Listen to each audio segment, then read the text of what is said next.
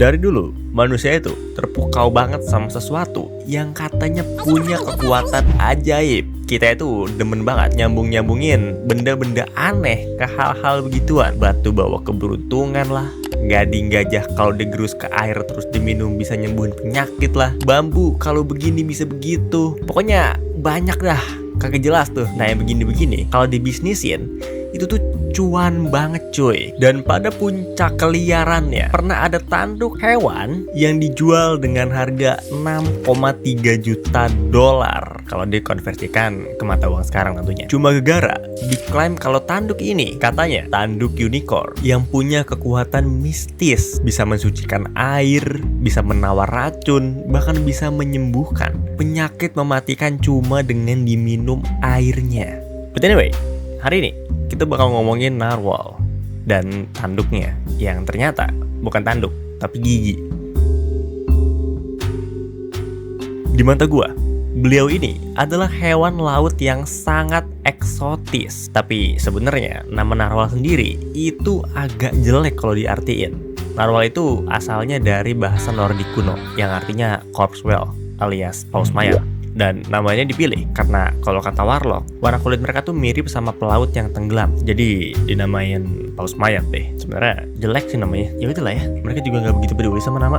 Kalau kita ulik, hewan ini itu aneh coy. Jadi suka banget ngawinin hewan spesies lain. Ya nggak suka banget sih. Ini kasus langka. Jadi kadang-kadang narwhal itu punya hubungan sama beluga yang akan menghasilkan anak narluga. Narwhal juga jadi salah sedikit dari spesies cetacean yang diburu aktif sama polar bear. Jadi mereka tuh gak cuma nungguin bangkainya kedampar doang gitu. Mereka tuh bener-bener nangkep dan ngapalin jam-jam kapan narwhal naik ke permukaan buat ngambil napas. Jadi mereka harus bener-bener hati-hati dan tahu kapan harus muncul dan kapan harus nyelam. Tapi walaupun begitu, dia ini punya rentan usia yang lumayan panjang, 100 tahun. Mereka juga termasuk dalam golongan penyelam handal, di mana mereka bisa menyelam sampai 1.800 meter di bawah permukaan laut dan bahkan bisa lebih dalam lagi kalau lagi musim dingin. Dan bukan cuma itu, dalam sehari mereka tuh bisa nyelam 18 sampai 25 kali cuy. Tapi pertanyaan paling menarik tentang hewan ini itu tetap ada di tanduknya. Ngapain sih dia tuh punya tanduk segede itu? Atau lebih tepatnya gigi raksasa. Dan kenapa sebagian besar yang punya tanduk ini itu narwhal pejantan? Apakah untuk pedang-pedangan atau pedang-pedangan? Spoiler dikit, sebenarnya sampai sekarang masih belum ada yang benar-benar tahu untuk apa tanduk segede gaban ini ada di mereka. Tapi ada sih beberapa teori. Ada yang bilang fungsinya buat transmisi suara, ada yang bilang buat ngatur suhu tubuh, mecahin es, bahkan buat napas. Tapi karena yang punya tanduk ini kebanyakan jantan, jadi mungkin tanduk ini tuh nggak krusial buat bertahan hidup. Anggapannya kayak ada ya udah, nggak ada ya udah. Narwhal itu termasuk dalam ordo Odontoceti alias paus bergigi, satu golongan sama kerabat jauhnya kayak sperm whale atau orca. Bedanya gigi narwhal tuh kayak bocah coy, cuma ada 2 doang. Dan di kasus mereka giginya tuh disebut gading atau taring. Aduh dong, di sini sebenarnya ditulis tas, tapi gua nggak pernah lihat taring begini. Berarti tas yang dimaksud gading, tapi kalau dari strukturnya taring. Jalan tengahnya kita sebut aja tanduk. Gigi yang nggak sampai keluar-keluar kita sebut aja taring. Betina narwhal punya 2 taring yang tertanam di rahang atas mereka dan jarang banget kelihatan sampai keluar. Diperkirakan cuma sekitar 1,5% betina yang salah satu taringnya bakal tumbuh jadi kayak tanduk. Dan kadang ada juga jantan yang nggak tumbuh tanduk sama sekali. Jadi taringnya itu cuma ada di dalam rahangnya aja. Atau malah ada yang tumbuh dua-duanya. Kenapa bisa gitu? Gak ada yang tahu. Walaupun agak anomali, struktur anatomi gigi raksasa narwhal mirip banget sama gigi mamalia pada umumnya.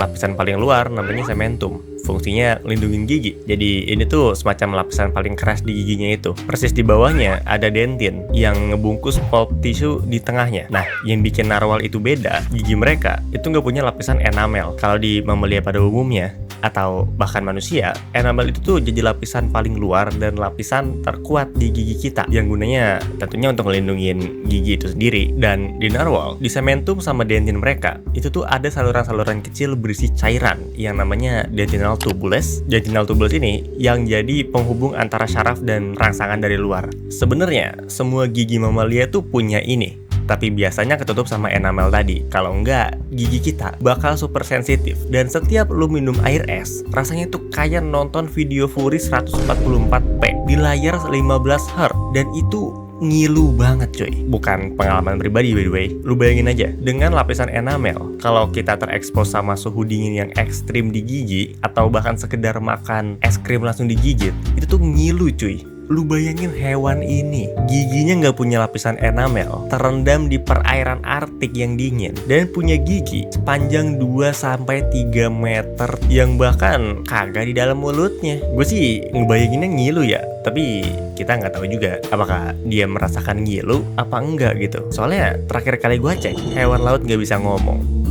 Ya, karena kita nggak bisa tahu apa yang mereka rasain, apakah dia merasakan ngilu atau bagaimana. Seenggaknya, kita bisa nyari tahu apa fungsi dari tanduk hewan ini. Makanya, peneliti udah bikin eksperimen buat nyari tahu fungsinya. Mereka nyoba ngukur seberapa peka tanduk ini terhadap kadar garam air laut. Mungkin lo mikir, untuk apa hewan ini peduli sama kadar garam air laut di sekitarnya? Jadi gini, narwal itu napas pakai paru-paru, kayak mamalia pada umumnya, yang artinya dia butuh ke permukaan buat napas. Tapi sayangnya, mereka tuh hidup di lingkungan yang penuh es. Nah, kalau permukaan laut tutup es, dia tuh nggak bisa napas gitu ya, nggak bisa ke permukaan.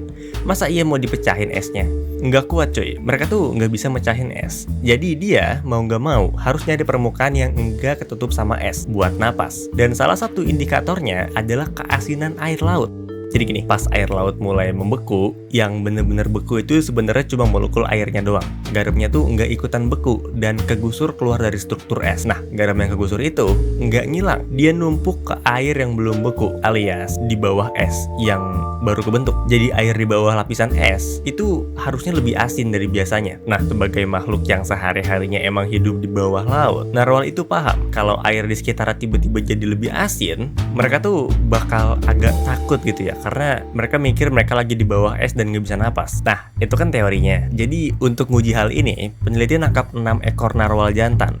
Terus mereka dipasangin alat buat ngukur detak jantung. Dan tanduknya dibungkus semacam lapisan khusus yang bisa diisi air tawar atau larutan air asin secara bergantian. Hasilnya, heart rate mereka turun pas kena air tawar dan naik drastis pas kena air asin. Kemungkinan besar karena mereka tuh panik ngerasa bakal kejebak es. Walaupun ya kita nggak tahu sih, mereka tuh emang panik takut kejebak es apa punya riwayat penyakit darah tinggi. Jadi agak takut gitu kalau sama yang asin-asin. Yang jelas, dari tes ini kekonfirmasi kalau tanduk mereka emang punya kemampuan sensorik. Dan kalau tanduknya rusak, mereka jadi lebih susah mendeteksi perubahan kadar garam di perairan sekitarnya. Dan alasan kenapa nggak semua narwal punya tanduk, kemungkinan karena mereka tuh hidup berkelompok, kadang sampai ratusan ekor. Jadi mungkin yang nggak punya tanduk itu cuma ngikutin sinyal dari yang punya.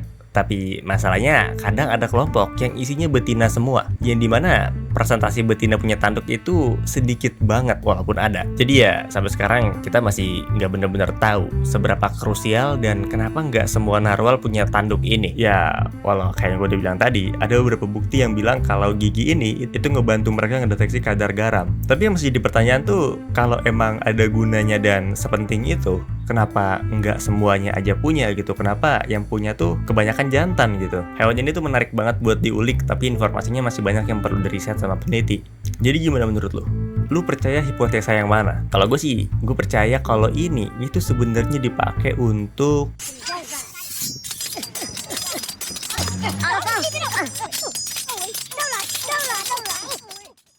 udah sih gitu aja.